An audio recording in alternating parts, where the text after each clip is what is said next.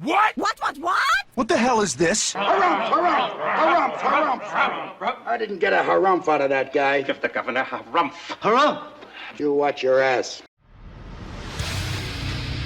I see you shiver with anticipation. Let the show begin. Hey everybody, this is David Heretic coming at you with a special edition of Reactions, Reviews, and Rants. And tonight, I'm going to be bringing to you something that I know a lot of people have been waiting for, and here it is finally, my review of seeing Ghost perform live. Oh my God! Okay, it's happening. Everybody stay calm. What's the procedure, everyone? Before we go any further, for those of you who are feeling inclined to doing all the clicks and the likes and the bibbity-boobity bop, do me a favor, before you do all that stuff, please watch the whole video first, okay? Give me a chance to actually earn those clicks and likes. Now, after the video's done, if you still feel like doing all those clicks and likes, then by all means, feel free to click away. There's going to be a lot to talk about. I'm going to be talking about a lot of things here, a lot of aspects of this show, and some things that might even be viewed as controversial, but quite frankly, I don't care because I have an opinion on these things and I'm going to express them. As with every concert review, we're going to start off with a restaurant review of where I went to eat. Yeah, I was able to dine that night at one of the finest restaurants in the world, Casa de Heretic. Yes. I cooked for myself that night. My wife, Mrs. Heretic, was not going to go to the show, and I don't really see any reason to go out to dinner if we're not going to make it a date night, you know. So since I went to the show alone, I just cooked for myself at home. Nothing fancy, nothing crazy, but it was good, and it did the deed. So yeah, that's my restaurant review of Casa de Heretic. How exciting! Okay, so I got to see them perform at the Kia Forum, formerly known as the Great Western Forum. Man, it was good to be back there. A lot of great memories. I remember going and seeing the Kings play at the Great Western Forum. I never went to a Laker game, but I remember going and seeing the Kings quite frequently as a kid, playing at the Great Western Forum. And yeah, believe it or not, folks, when I walked into the arena, one of the very first things I did is I looked for the press box. It's still there. The press box is still there. And I used to sit right underneath the press box, one section over and down. I wasn't never front row, but I was like about 12 to 15 rows back usually, wherever we could get tickets. But I would always be on the ice, down on the ground level. Man, brought back a lot of memories watching Robitaille to Gretzky, Gretzky to Robitaille, Robitaille back to Gretzky, Gretzky scores! Yes, good memories indeed. I understood that reference. Okay, one of the most controversial things about this show, and there were a lot of mixed feelings about this, and I have my own feelings on it as well. I have never been to a concert. This is the first concert I've been to where they tried this, they implemented this. No cell phones. No cell phones were allowed inside the venue, at least not the way that you think. Now, they didn't take everybody's cell phone. Instead, what they did, they had these bags that you took your cell phone, you put it into these bags, these completely blacked out bags, Velcro or felted and clothed out bags.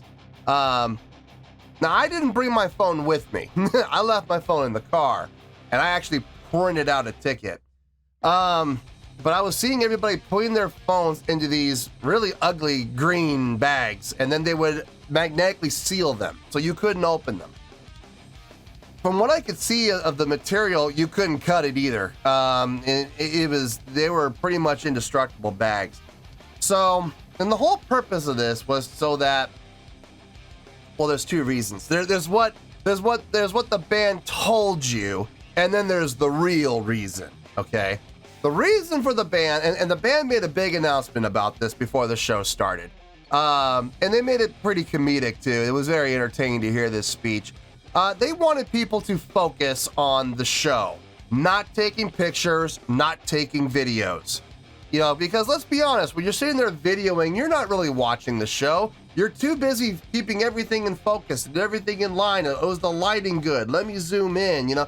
you're too busy doing that rather than sitting and enjoying the show. That's management's and the band's man in life. They want you to enjoy the show and they want you to have fun. Then there's the other side, the real side. They don't want you taking that footage and throwing it up on YouTube and possibly getting it by copyright and making money off of what they're doing. Let's be honest here. That's the real reason, okay? Here's my stance, and this is how I feel about it. I think people should be free to take video. I think people should be free to take pictures. I mean, this is America, you know? I mean, if you want to enjoy those freedoms, I believe you should. Having said that, though, looking around, and I did this a lot at the show, where I would look around. I would look around side to side, front to back, up in the rafters, over here on this side, and I was constantly looking around. Ma'am, I don't think I've seen in decades. I don't think I've seen a crowd more into a show, enjoying themselves, having fun, singing along, and it was really nice not to see any, and folks, I didn't see any phones out. I think everybody was very respectful of the rules. I think everybody followed the rules. I could be wrong. Maybe there was that one, as they put it themselves, there may have been that one or two douchebags. That's the word they used. There might be those one or two douchebags that might have been sitting there secretly filming. And listen, there's always going to be people doing that. There always is. And if that's what they want to do, fine. But they're not going to enjoy the show like the rest of us enjoyed the show. That's the fact, Jack! That's the fact, Jack! So the bottom line is this. Do I agree with the bags? I don't necessarily agree with the bags, but I will say putting the phones away and everybody just enjoying the show made it a lot more fun. Not just for me, but for everybody around me. We all had a good time at that show, let me tell you, because nobody was doing this, you know, and blocking view and stuff like that. And it just seemed like overall, everybody's enjoyment level was through the roof. So I may not necessarily agree with the bags, but I do see the positives that come out of it. And I'm going to say this, I to some extent, I do agree with it. And I wouldn't mind seeing more venues do this and seeing more venues implement this and more bands implementing this. Yeah, it's going to take away from your ability to take pictures. I understand, but at the same time, maybe it wouldn't hurt you to put the phone away and just enjoy the show and get some great memories. So anyway, that's how I feel about this issue. Okay, so the way I'm going to do this review is a little different than what I've done in the past. I'm just going to go down the set list, give some brief thoughts about the song as each song as we go down the set list. Hopefully this will cut down on the time, but still give each song that I reacted to or that I watched, more specifically, give it its due. Now, before I do that though, the list that Daryl sent me of the songs that they might play live, there were those 5 reactions I did. 4 of them they did play live. They did not, what was the song? From the Pinnacle to the Pit. They did not do that song live. But the rest of the songs that he sent me, yeah, they were in the set list, along with pretty much every song I've done a reaction to from Ghost. The only ones that they didn't do From the Pinnacle to the Pit, and they didn't do Bible. Bible, I don't know if that song would translate live well. I don't think it would. You're gonna have to use a ton of track, and we're gonna talk about that in the show. But I don't think that song would translate very well live. From the Pinnacle to the Pit, on the other hand, I think that song would have translated live. I'm a little shocked they didn't do that song, but in any case, that's all right. The set list they had sounded really good. So we're going to go down the list, each song individually. So we started out with a song that I've done a reaction to, Kaisarion. Now, I don't know if what the version I reacted to it didn't sound anything like it. Like what they played live did not sound like what I reacted to at all. So that makes me wonder if the song I reacted to is different than the studio recording, or do they do a different version when they play live? I don't know, but I didn't recognize it. Honest to God, I did not recognize it. I was like, this does not sound anything like what I heard during the reaction. So there's that. I liked it. The version that they did live, what a great show opener. It worked great. The crowd knew it, the crowd responded, and it was high energy right from the get-go. From Kaiserion, we went right into Rats. I remember reading in the comments about the oh-ahs, and I wasn't the biggest fan of it, but at the end of the song, though, I was like, okay, I get it, I see it, yeah. Man, in a live setting, the crowd was eating that up. Man, they were just doing this, man. They weren't just eating it, they were shoveling it into their mouths. Yeah, it absolutely works live. That whole song worked out live. And a nice follow-up to Kaiserion, I have to say. After that came a song called Faith. Now, I haven't done a reaction to that song, but I do remember it. And the reason I remember it is because it started out, I believe it's in 9/8. 1, 2, 3, 4, 5, 6, 7, 8, 9. Or was it 10, 11? 1, 2, 7, 8, 9, 10, 11. No, it's 11/8. My bad. It was 11/8. I remember being very impressed by that because from 11/8 they went into straight 4/4 without any kind of a setup. It felt a little abrupt, but I gotta be honest with you, I liked it. I liked the abruptness in this. It felt really good. And they came back to that 11/8 a couple times. They ended in 11/8 too. I do not believe that song is in the queue for me to react to, so it's fine. But I did enjoy that song, and it did stick out to me. It did stick with me, so that was really cool. After that came a song called Spillways. Did not recognize it, and honestly, I do not remember it. So I couldn't tell you if I liked it or not. Well, I'm going to assume I did. There wasn't any song in the set list that I didn't enjoy. So I must have enjoyed it, but it didn't stick with me. It didn't. It's not like Faith, where I remember. I could absolutely recall that song. No, Spillways I do not remember. So I'm going to assume I enjoyed it. After that came Cerise. I've done a reaction to that song. Yeah, I gotta say, live. Live. Yes, I liked it even more. Don't get me wrong, I liked the song from the original music video, I did, but live it sounded even heavier, and I know why. I'm gonna talk about that later. After Cerise came another song called Absolution. The chorus vaguely stuck with me a little bit. Da da da da da da da da. Da, da, da, da, da, da. Something like that. It did kind of stick with me a little bit, but for the most part, I don't really remember the song. I think that is actually in the queue, so I'm going to be doing a reaction to that. So hopefully I don't remember it. Hopefully I'll forget it, so I can do a real reaction to it. After that came a song called Ritual. That did not stick with me either. That didn't stick with me at all. So that song must not have left a very good impression on me.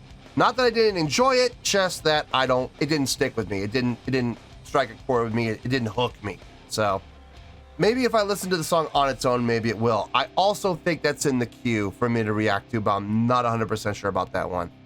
After that came Call Me Little Sunshine. Yeah, that song translates really well to live. Really enjoyed it. That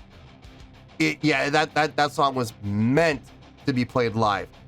After that came the next song, which would be Conclave con Dio. Now, I don't remember anything about the song except the beginning with that bass line. Yeah, crack your ribs bass line. Very, very cool.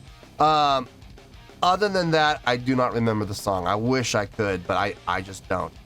After that came Watcher in the Sky, another song that very much like Ritual and Spillways, I don't remember anything about it at all. It does not resonate with me in any way, so I don't think that's in the queue for reacting, though, so it will be fine. It doesn't matter either way.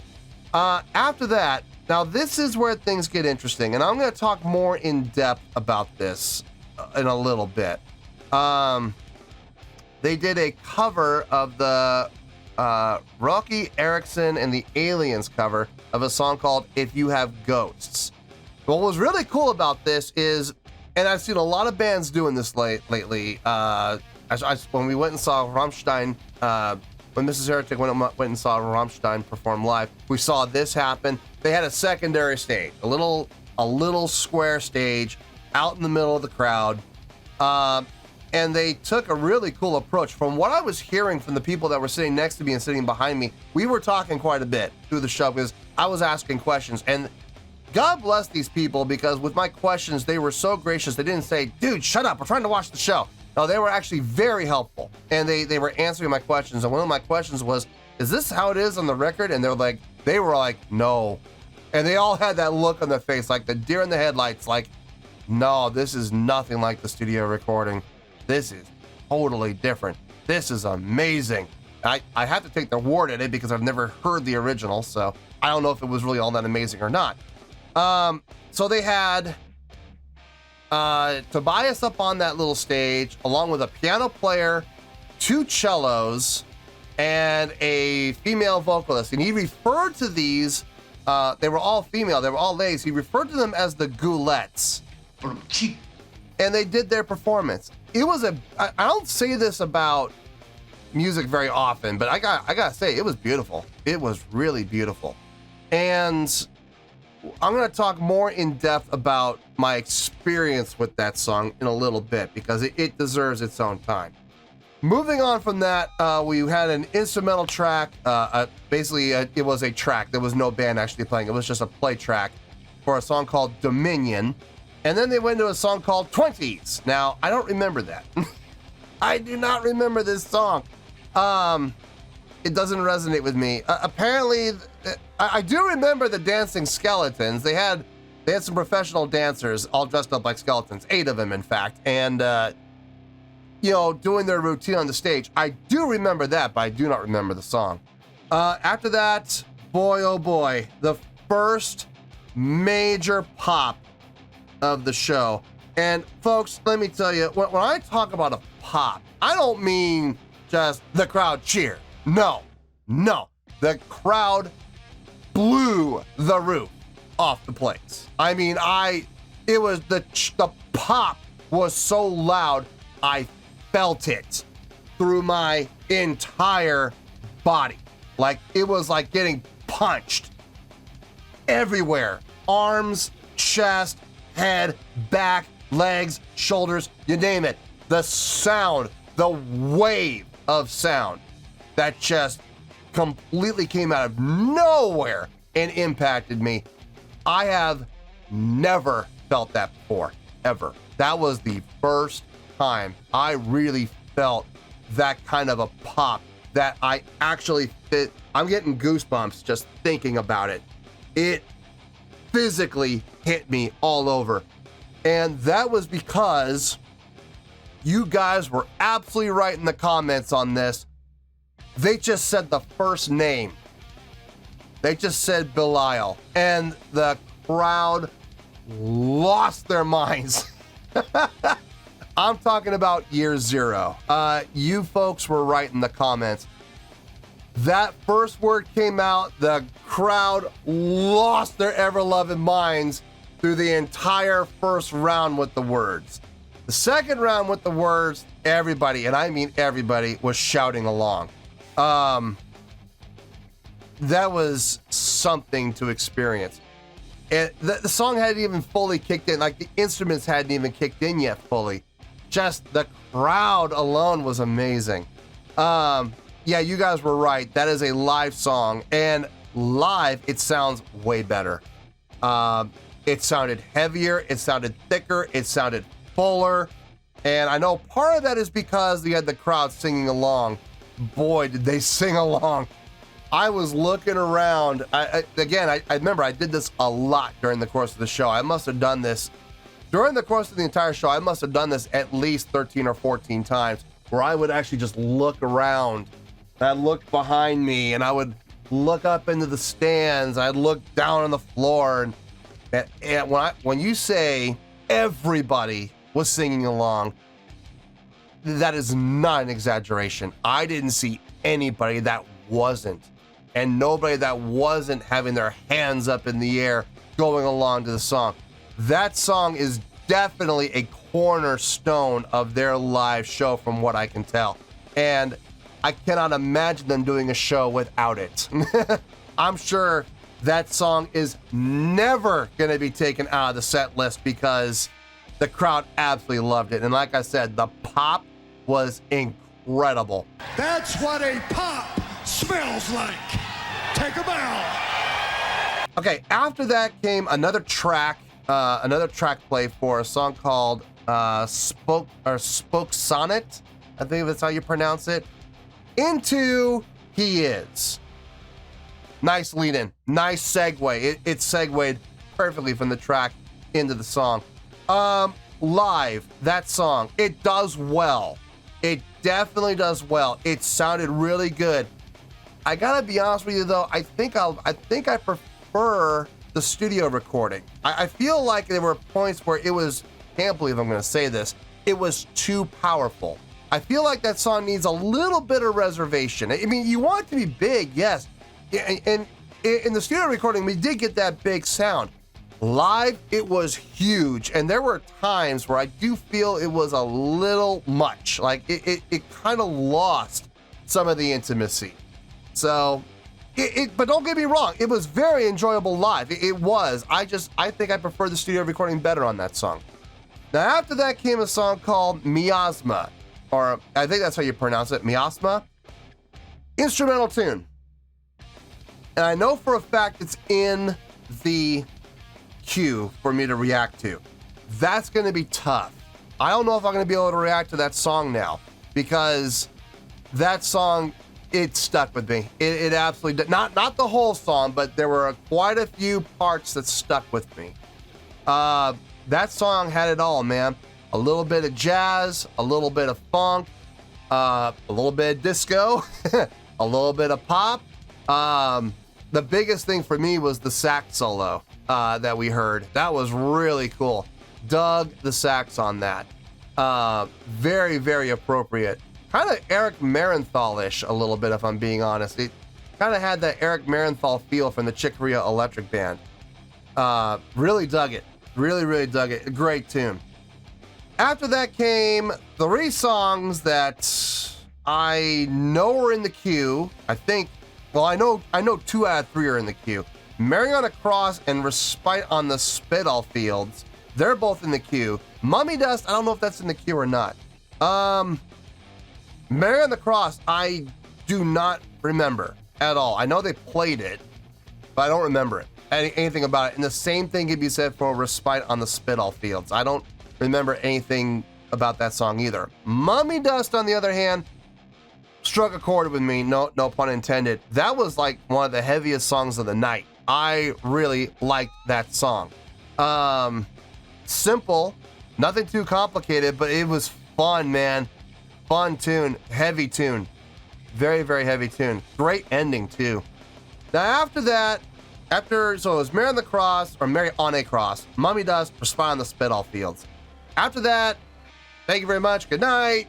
Stage went dark, everybody going off, but the house lights didn't come up, so we all know what's gonna happen. Encores! And we got encores. I'm gonna talk about how they set up the encores in a little bit. So for the encores, we had a tune called Kiss the Go-Goat. I don't remember it. I honestly do not remember it. It did not sit with me, so it didn't hook me, it didn't stay with me. So I honestly, if you were to play it for me now, I wouldn't recognize it. Now, came after that, Dance Macabre, which I did a reaction to. Yeah, that song also translates very well live. A lot of opportunity for extended solos, a lot of opportunity for crowd interaction. I could totally see that song being done like that. We didn't get that though. They played the song pretty much straight ahead. And I'll be honest with you, I was kind of bummed with that. I mean, because like I said, I saw a lot of opportunity for extension and for them to do like crowd interaction or maybe even extended guitar solos.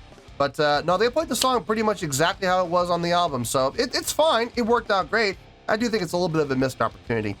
Now after that came the second biggest pop of the night. Again, felt it everywhere.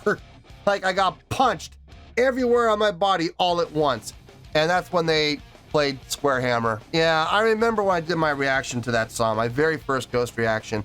I think I remember saying in during my review that I could see this song being done live. Boy, I wasn't kidding. I could see that song being a great show opener or a great show closer. In this case, we got it as the show closer.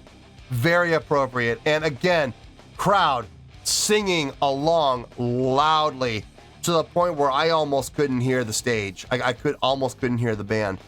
But yeah, it was very well done, very well executed. It sounded fantastic live. And then they ended out with a track called Sorrow in the Wind, an Emmylou Harris song to close out the night. House Lights came up, show's over.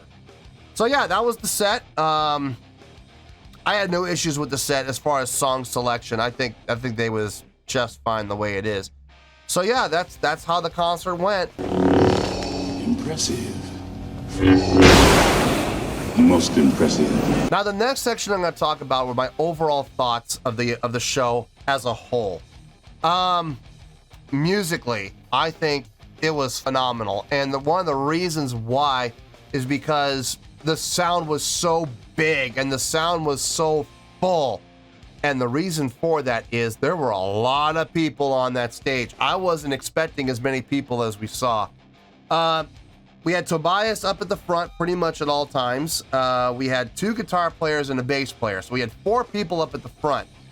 In the back, up on risers, we had the drummer right in the middle. On either side of him, we had 2 keyboardists. Yes, 2 keyboardists. And then on the backstage right, up on the riser, we had a guy I like to call the utilitarian guy. He did everything that was needed. So if they needed backing vocals, he did backing vocals. If they needed another guitar, he played a guitar. If they needed another keyboard, he had a keyboard that he could play. They brought it up and he played it. He did a little bit of everything. If it was necessary, if it was needed, he did it. And then on stage left in the back, rear stage left up on the riser, we had a female vocalist. And we're going to talk about her a little bit more in a little bit. Musically, though, all the musicians sounded fantastic. Now, here's the thing. Was there track usage? Yes, there was, but sparingly. Very, very sparingly track usage. Mostly, more than anything, for things like sound effects and for supporting vocals. Although I don't know why there were supporting vocals in the track, because seriously, 1, 2, 3, 4, 5. At some points, we had up to 5 people on stage singing, but you would still hear like 20 voices, you know? For example, Year Zero, you know, there were, you heard like 20 voices, but then again, you also had the crowd screaming every single name. So I just had to look around and look at these people and go, do you know the names that you're saying? Do you know what they are? And that's just me being an a-hole, I guess. But I was just curious how many of those people actually knew what they were saying. But in any case, the live band was pretty much, I would say, 85 to 90% organic, homegrown. What you heard, 80 to 90% of what you heard was coming from the stage directly from the musicians. And that is cool. It sounded so good and so big and so full. And that's because you had all those people on the stage. What's causing all this? That's the musicianship. Now let's talk about the showmanship. I don't think I have ever laughed so much at a rock show than I did at the Ghost Show. There was a lot of comedy. A lot of comedy. And a lot of it was forced, like slapstick. But a lot of it was also wordplay and dry humor. And it was just a lot of different variations of humor happening here. A lot of sarcasm. It was just fun, man. And I'm serious. I have not laughed, and I'm not kidding, and I'm not exaggerating when I say this. I was laughing out loud at points. There were like 5 or 6 points during the show where I was actually laughing out loud. Not easy to do with me. If I'm gonna laugh out loud, it better be dang funny. And yeah, there were some moments there where I couldn't help it. I laughed out loud. Never in my life have I ever laughed that much at a rock or metal show. So that was fun. A lot of crowd interaction, tons of crowd interaction. Tobias was constantly moving around the stage, interacting with the crowd, and not just the people at the front. He would constantly be pointing to the people up in the nosebleeds, and I absolutely appreciated that because you know what? Those people in the nosebleeds, they paid their good money too, and they should be acknowledged. You'd be amazed how many bands don't. It's kind of shameful. He did. He made it a point to cover every single section that he could, multiple times during the course of the entire show. And I love the crowd interaction he would have. A lot of call and response, a lot of question asking. You know, how are you doing? And you know, one of my favorite things, it was kind of a running joke through the entire show. He made the comment toward the beginning of the show. I think it was after the third song, after Faith. He talked to the crowd. He addressed the crowd, and he said something to the effect of, I'm going verbatim here. This is not exactly what he said, but he said something to the effect of, wouldn't it be nice if this were the weekend? I know it's a Tuesday, but wouldn't it be nice if this was the weekend? And the crowd responded. He's like, well then, as my first official decree of the show, I hereby declare today to be Friday. And the crowd popped. And then he set it up beautifully. As soon as he said that and the crowd popped, the crowd started it on and he said, let's try it. What's today? Or what is today? And everybody yelled, Friday. He's like, what day? Friday. All right. You make sure you remember that the rest of the show. He set it up so that countless times, I would say about 5 or 6 times during the course of the show, he came back to it and it just out of nowhere, just completely random. He'd be talking about something else. He's like, oh, by the way, what's today again? And everybody would respond, Friday. Okay, just checking. You know, it just constantly getting that ongoing joke. And it was fun. It was absolutely fun. Going back to that song, what was it? I think it was Mummy Dust, I think is the song that I'm thinking of. Man, okay, again, another first. I have never heard an entire crowd. I've heard, now listen, I've seen lead singers lead the crowd saying some pretty outrageous things, some pretty amazing things. And you hear them use the common 4-letter word drops, you know, the F-bombs and the S-bombs. You know, repeat after me, everybody say blank, and they say it. I have never in all my years of going to concerts, playing at concerts, you name it, I have never heard a lead vocalist get the entire crowd to yell the word taint. What? I've never heard it. I've never seen it. I've never heard it. That was amazing. And when I say everybody, I mean everybody, myself included. I was yelling it. Right before the song, he said, are you ready to have your taints tickled?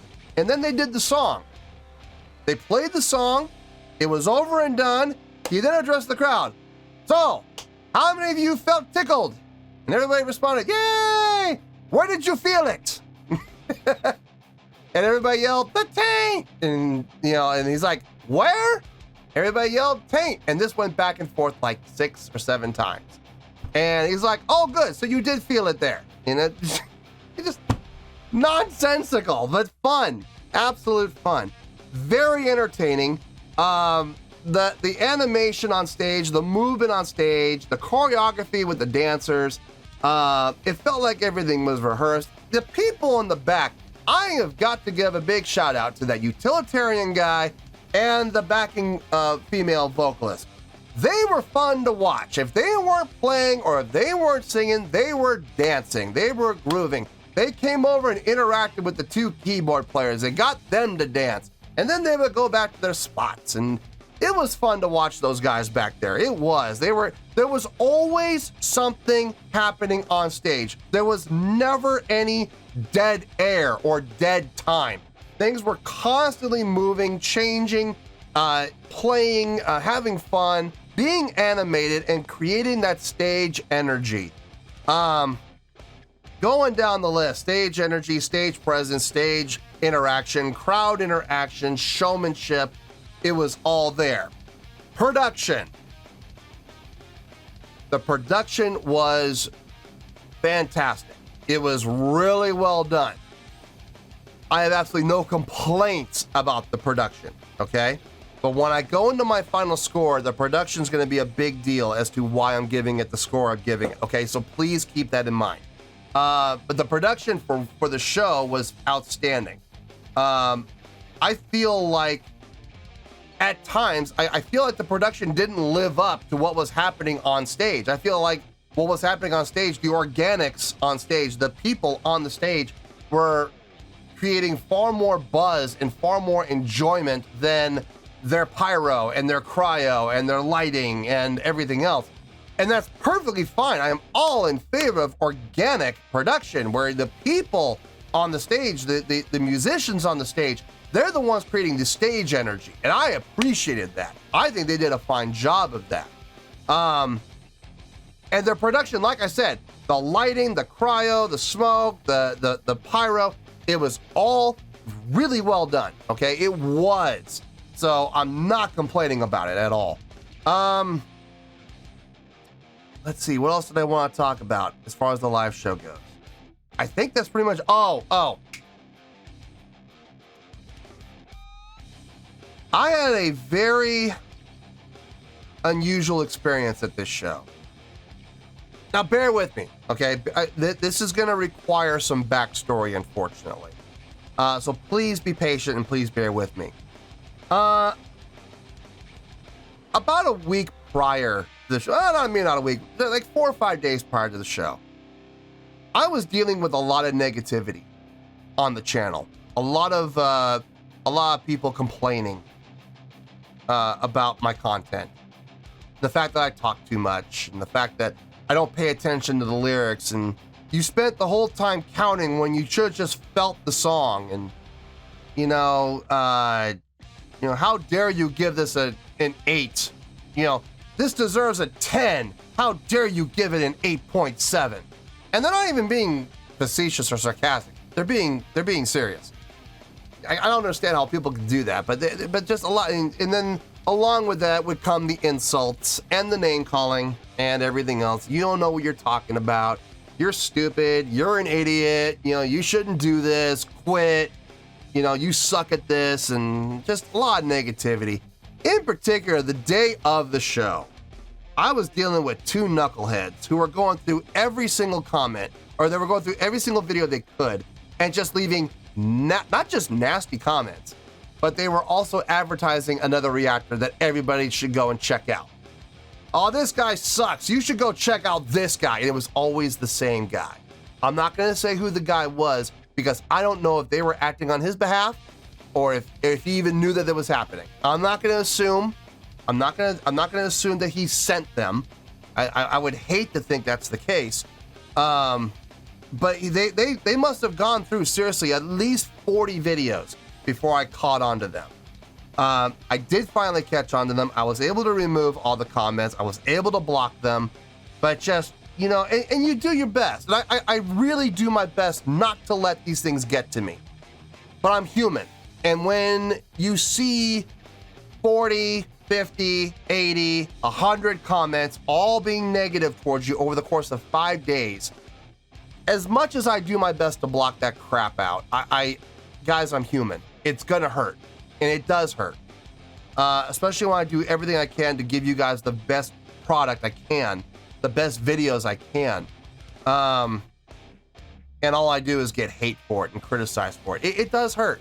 It absolutely does. I went to this show kind of bummed. I did. I went to this show kind of down, kind of depressed. And I was seriously, I'm not saying I would ever do this, but I was having some thoughts of, is this worth it? Is this worth the emotional toll? Is this worth the negativity? Is this worth the stress? I don't know if it is. I really don't know if keeping this channel going is really worth all that stress and all that negativity.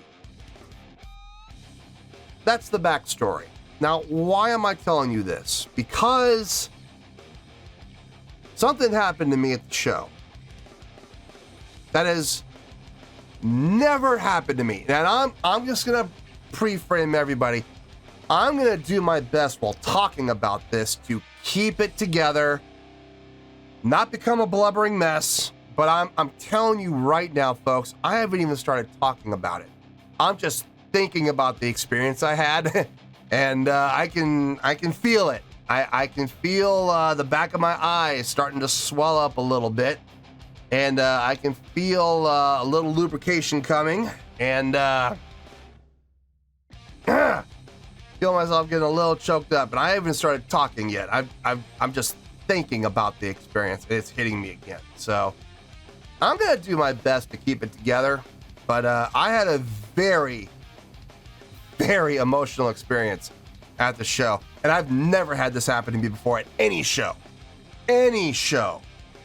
Oh God, here it comes.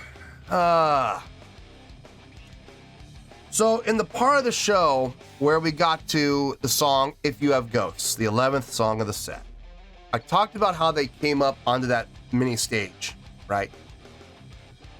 Dale gave me a fantastic seat, an amazing seat. I was front row on the first level up, the first mezzanine level, and I was right center stage. I saw everything, and I could not have been more than 150 feet, maybe, if even that. I don't even think I was that far. I think more like about 120 feet from this center stage. I mean, seriously, I saw every detail of his face. I could see where the prosthetics were, you know, coming away from his face a little bit. I could see the line. I was that close. Just for that one song. They started playing the song, and it was beautiful. It was absolutely beautiful. The arrangement with the cellos, the piano, the guest vocalist. It was a gorgeous rendition of the song that I've never heard before. But the crowd knew it because the crowd was singing along. And then about halfway through the song, they started to vamp a little bit. The strings and the piano, they started to vamp a little bit. And Tobias spoke to the crowd. Oh boy.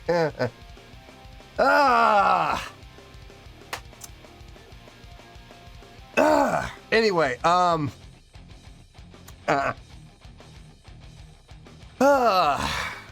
my rag? Get my rag. I should have gotten this. I didn't think this was gonna, just thinking about this, I didn't think this was gonna hit me as much as it is. So Tobias spoke to the crowd, and oh God, this is hard. And essentially, I felt like his message was aimed directly at me. I know it wasn't. I know he was speaking to everybody, but the message that he gave just absolutely resonated with me at that moment. The message, I don't remember exactly the word for word what he said, but the basic message was this. The world we live in right now, it sucks. You know, it's a lot of bad things are happening, and we have to deal with these bad things every day, 24 hours a day, 7 days a week. And it's in our face. It's not like we can ignore it. We can't ignore it because it's all around us. And we have to deal with, and this is where it hit me. We have to deal with negativity. And we have to deal with people and their negative attitudes. And, you know, I've said this before, we have to deal with these people who find it so much easier to step on you rather than help you up, you know? Oh, man. And he's like, wouldn't it be great if we could just put that aside and not deal with it? And the crowd responded. He's like, well, that's what I want you to do with this show. And every time you see us play live, I want you to put all your worries aside. I want you to put all that negativity aside. I want you to take all those bad feelings, and I want you to take all that negativity, and I want you to put it aside for the rest of the show. So that way you can enjoy the show to its fullest and not have to have the burden of all that negativity. Can you do that? And the reason it hit me so hard is when he said, "Can you do that?" I kid you not, he looked right at me, right in my eyes, and he pointed at me when he said that.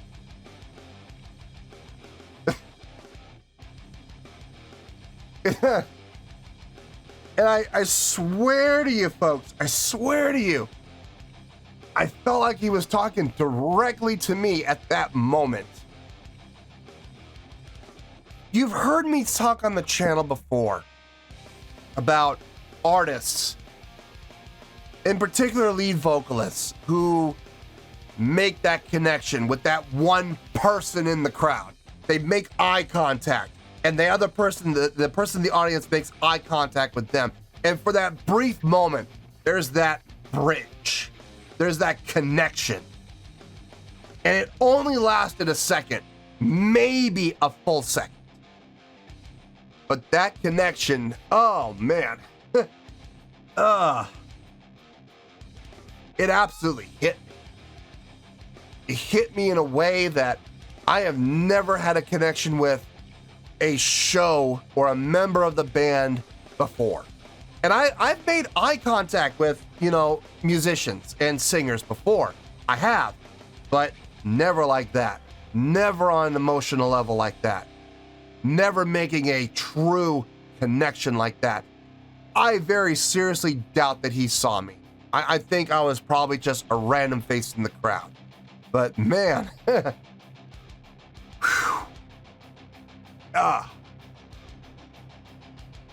say that it affected me would be a severe understatement. Hearing his words, hearing him ask that question, if we could just put it aside, can you do that? And I did. I said, you know what? He said it. He looked right at me and he said it and he challenged me. Challenge accepted. I'm not going to worry about it. I'm not going to think about it. I'm going to put it aside. And I'm not going to deal with it for the next hour or however long the show was going to go on for. I made that promise to myself. And I'm not saying I didn't enjoy the first half of the concert, guys. I did. I thoroughly enjoyed the entire concert. But guys, in all honesty, I did enjoy the second half just a little bit more because of that. I know Tobias is never going to see this. I know he's never going to see this. But I wish he did, because I would say thank you to him. I would. I would say thank you for helping me get over it, helping me put it aside so I can enjoy the rest of the show. Because it did, man. It really did. And I could never repay him for that. Because it was special. It really was. And to any lead vocalists out there watching, if you think making eye contact with your audience doesn't matter, think again. This right here, perfect example. You will leave a lasting impression on someone. I promise you.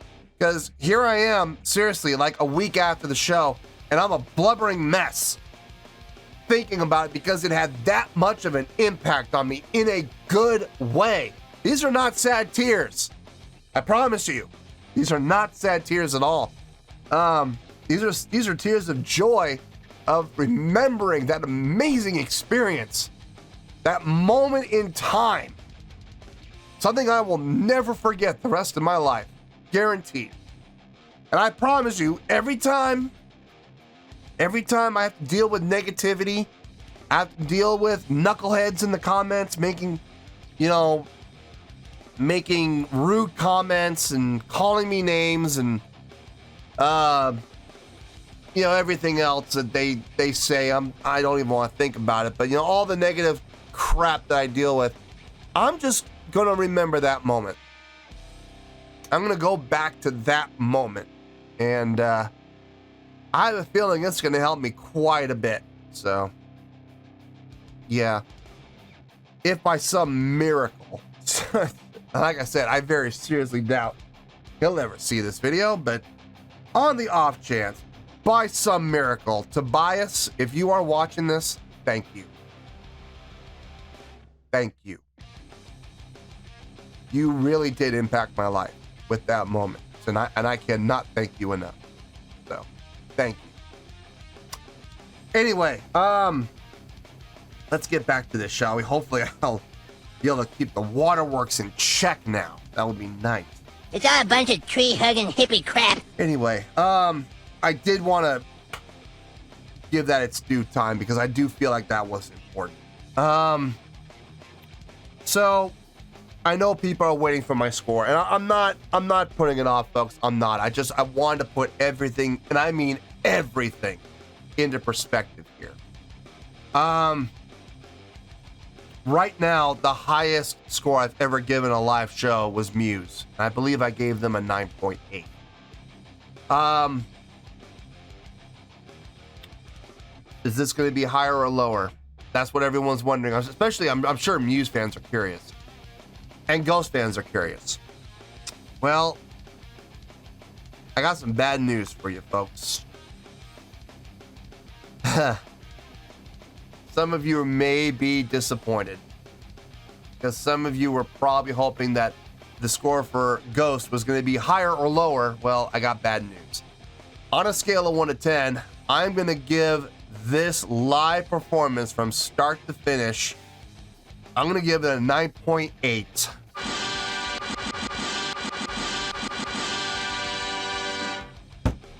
Yep, 9.8. You heard me. I didn't stutter. That is the score I feel this entire performance deserves. Yes, I know I'm giving it the exact same score that I gave Muse. There were some key differences, okay? From a purely technical production standpoint, lighting, innovations in lighting, innovations in stage production, I gotta give the nod to Muse. Absolutely, they absolutely deserve that.